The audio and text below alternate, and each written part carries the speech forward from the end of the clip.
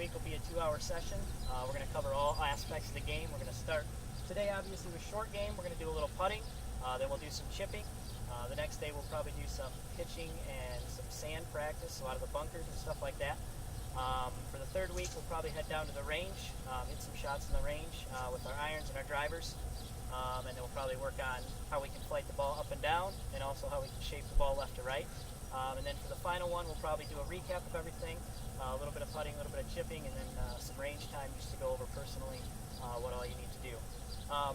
But first, again, I'd like to thank you all for showing up, and hopefully we can learn some stuff. All right, guys, what we're going to do today is we're going to work a little bit in the sand trap here, work on some sand trap shots for a while. Might do a little bit with the chipping again, working on having the ball a little farther forward and making sure we're using the bounce in that club. We're going to go over bounce in the sand trap and how that helps us.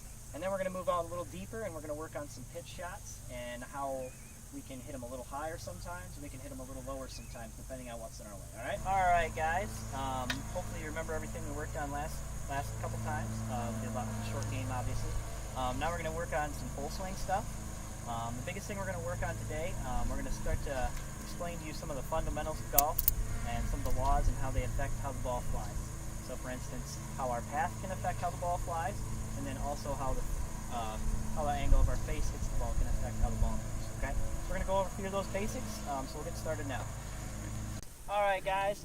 So since this is our final day, what we're going to do is, last time we worked a lot with shaping the ball.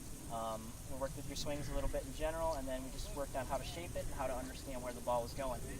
Now we're going to work a little bit more with hitting the ball higher and lower, so we can just kind of adjust where it is in our stance, so we'll work with that.